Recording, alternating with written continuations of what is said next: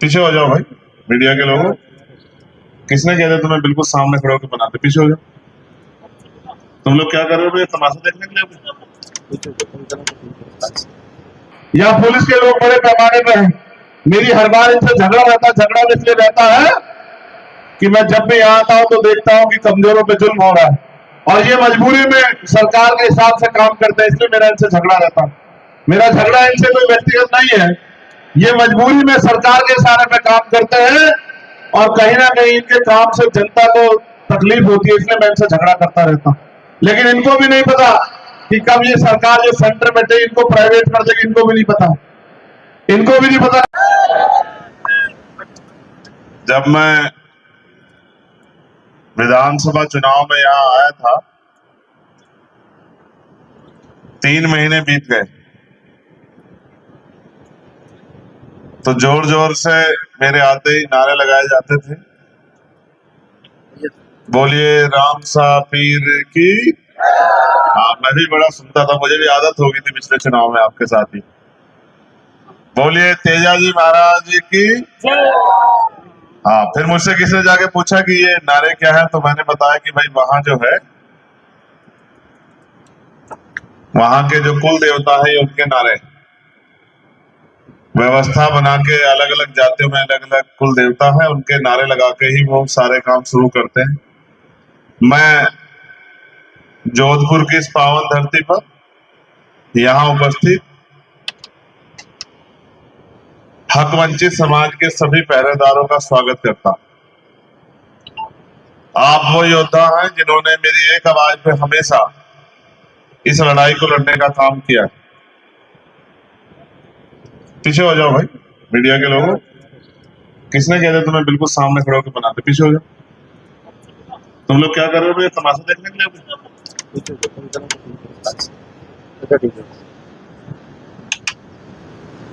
जब जब मुझे आपकी जरूरत पड़ी तब तब मैंने आपको आवाज लगाई। जब जब यहाँ समाज पर मुसीबत पड़ी तब तक आपने हुंकार भरी और पूरे देश को बताया कि आप कमजोर नहीं। मैं बहुजन समाज में जन्मे सभी संतों गुरुओं महापुरुषों को नमन करता। 19 तारीख को हमारा चुनाव खत्म हुआ। 19 तारीख से पहले मैंने किसी तरफ नहीं देखा क्या हो रहा, क्योंकि मेरा जो पूरा ध्यान था वो उस चुनाव पे था, जिस चुनाव में मुझे रिजल्ट देकर आपकी आवाज को दिल्ली पहुंचाना। फिर मैंने अनिल जी से और सतपाल जी से, जो कि मेरे साथ ही वहां मेहनत कर रहे थे, मैंने इनसे पूछा कि भाई आप वहां क्या कर रहे हैं, तो उन्होंने मुझे बताया कि भाई 3-4 साथी हमारे हिम्मत करके लड़ रहे हैं।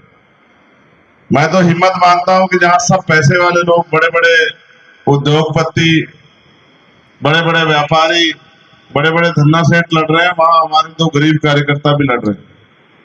भारत की राजनीति को मैं इस तरह समझ पाया हूं कि जिन उद्देश्य के लिए लोकतंत्र आया था वो कहीं ना कहीं छिप गया है।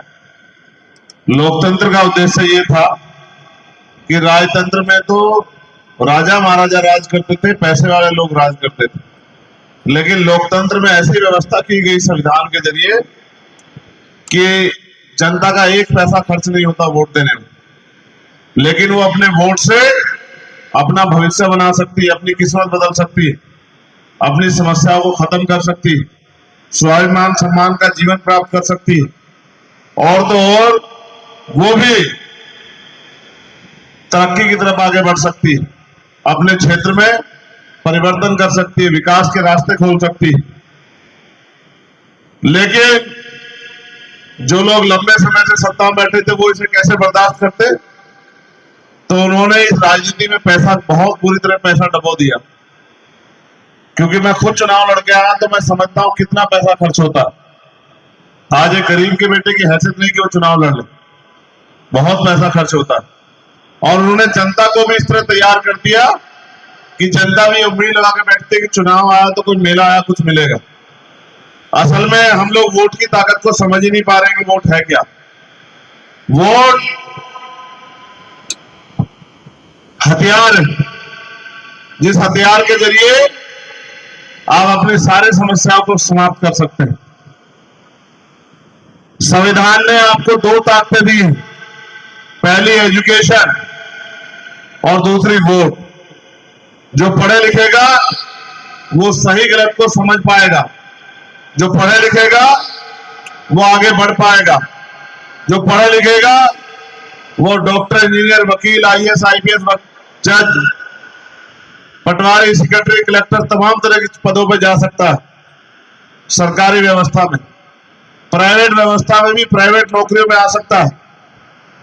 और जो पॉलिसी बनाने का काम है वो वोट के जरिए होगा कि जिनके पास जिनकी वोट की ताकत बनेगी वो विधानसभा और लोकसभा में बैठ के पॉलिसी बना के अपने लोगों का हित कर सकते हैं और अपने प्रदेश का, क्षेत्र का हित कर सकते हैं। कैसे? इस बात को समझो, जो लोग स्टेट में सरकार में बैठे वो पॉलिसी बना दे कि हर तरह की पढ़ाई मुफ्त होगी, किसी का कोई पैसा नहीं लगेगा, तो गांव में रहने वाले किसान मजदूर का बेटा भी डॉक्टर, इंजीनियर, आईएएस, आईपीएस, वकील, जज आराम से बन सकता अगर वो पॉलिसी बना दे। लेकिन पॉलिसी तो नहीं बनी ना।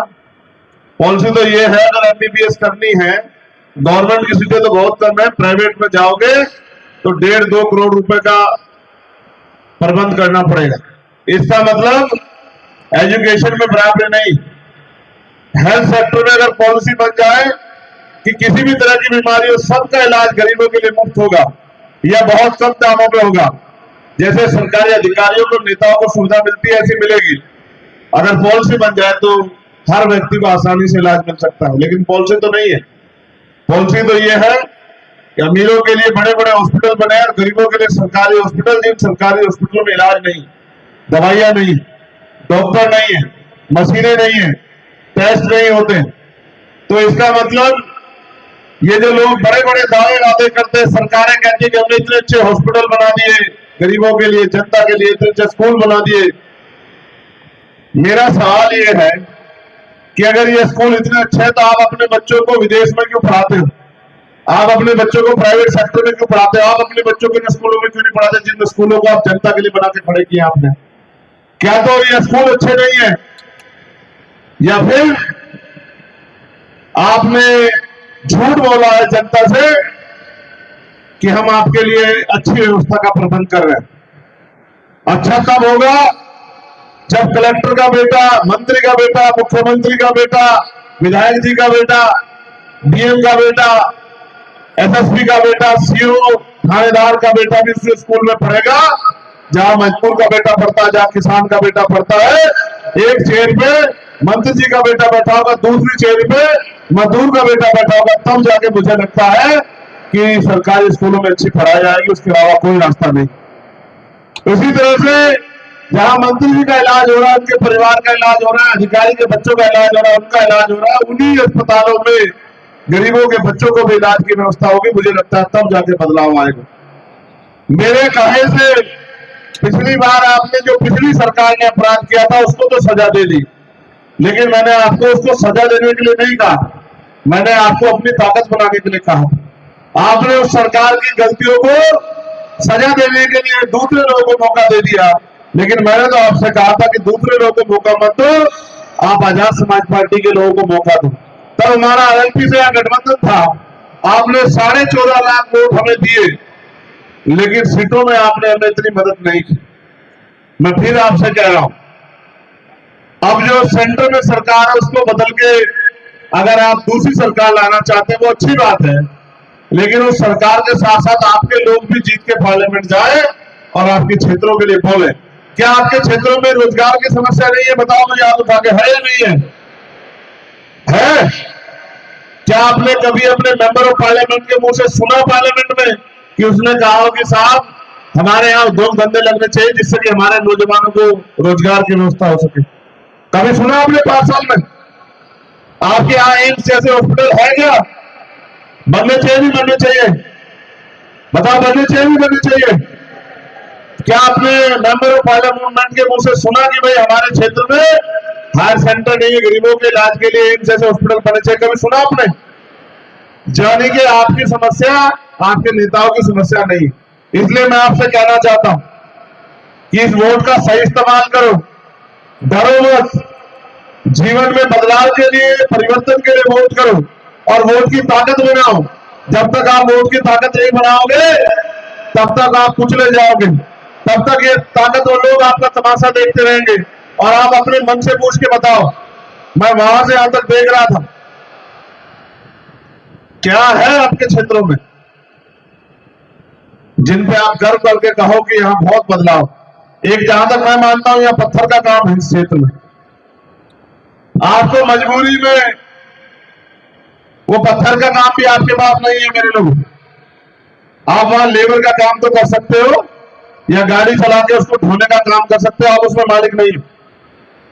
आपको अगर तरक्की देखना चाहिए तो सरकारी सिस्टम को बचाना पड़ेगा और सरकारी सिस्टम में ही आप नौकरियों में जाके पहला परिवर्तन कर सकते हो और उसके बाद अपनी वोट से ताकत बना के दूसरा परिवर्तन कर सकते हो। जब तक आपके बीच के लोग कुर्सी पर नहीं बैठेंगे आपकी जिंदगी बदलाव नहीं होगी। या पुलिस के लोग बड़े पैमाने पर हैं, मेरी हर बार इनसे झगड़ा रहता है। झगड़ा इसलिए रहता है कि मैं जब भी यहाँ आता हूं तो देखता हूं कि कमजोरों पे जुल्म हो रहा है और ये मजबूरी में सरकार के हिसाब से काम करते हैं, इसलिए मेरा इनसे झगड़ा रहता है।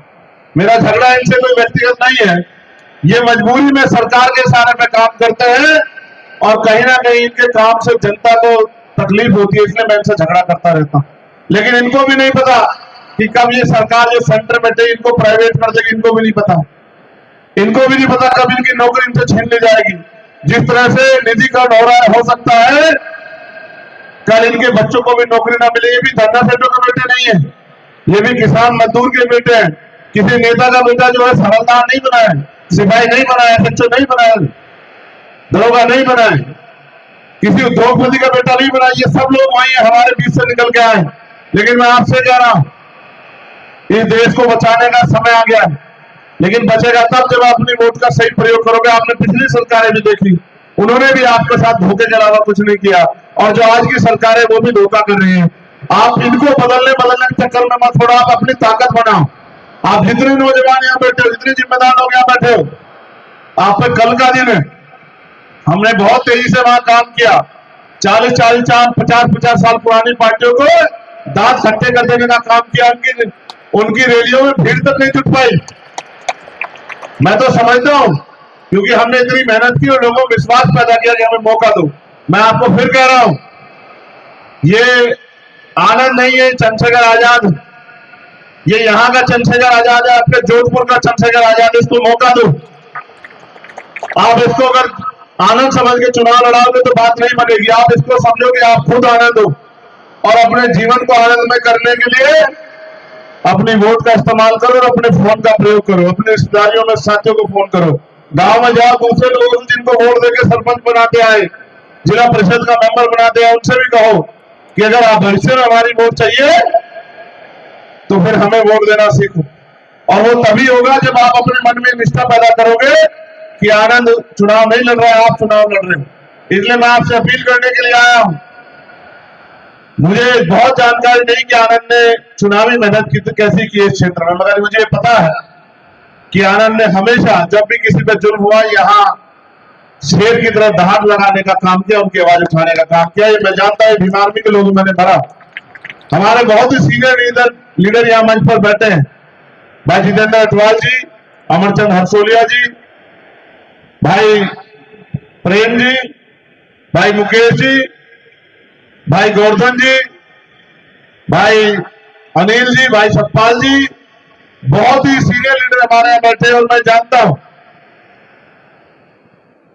कि उन्होंने अपने आप को सामाजिक क्षेत्र में साबित कर दिया, उनको राजनीतिक क्षेत्र में साबित करना है। बहुत बारीक से हम पीछे रह गए इस बार, वरना विधानसभा में हमारा प्रतिनिधित्व होता, हमारा एमएलए होते हमारे इस बार विधानसभा में, जो आपके क्षेत्रों के लिए, आपके हकों के लिए लड़ते। बहुत नजदीकी से हम लोग चूक गए, लेकिन आप मत चूको। मैं बहुत जल्द काम निपटा के फिर आऊंगा राजस्थान, आपके बीच में लगातार मेहनत करूंगा, आपके बीच में खड़ा रहूंगा। आपके सुख दुख में मैंने भी 3 महीने आपसे इसलिए दूरी बना के रखी कि कहीं ना कहीं आपने मेरे हिस्सेदारी में कटौती की। आपने जो वोट मुझे मिलना चाहिए था, आजाद समाज पार्टी के गठबंधन को मिलना चाहिए था, मुझे ना देके आपने दूसरे लोगों को दे दिया। मैं आपको समझा रहा था कि दूसरे लोगों को दोगे तो ये वोट लेके घर में बैठ जाएंगे, फिर 5 साल आप पछताते रहना कोई आपकी नहीं सुनेगा। लेकिन फिर आपको मौका मिल गया, इस बार अपनी वोट को बर्बाद मत करना, इनके चक्कर में मत पड़ना। एक एक वोट केतली के निशान पर डालकर मेरे आजाद समाज पार्टी, भीम आर्मी और आनंद भाई के हाथों को मजबूत करना। और यही पड़ोस के क्षेत्र से, बाड़मेर से मेरे छोटे भाई प्रभु दयाल चुनाव लड़ रहे, मैंने इनको भी बुला लिया क्योंकि आज प्रचार का आखिरी दिन था। अब ऐसा तो नहीं है कि भाई हम पे कम साधन है तो सरकार हमें कहेगी कि भाई चंद्रशेखर आप 1 महीना बाद तक प्रचार कर लेना, दूसरी पार्टी में तो बहुत हेलीकॉप्टर हवाई जहाज है, वो तो जल्दी जल्दी प्रचार कर लेंगे, आप बाद में कर लेना, ऐसा तो नहीं है भाई। उतना ही समय तो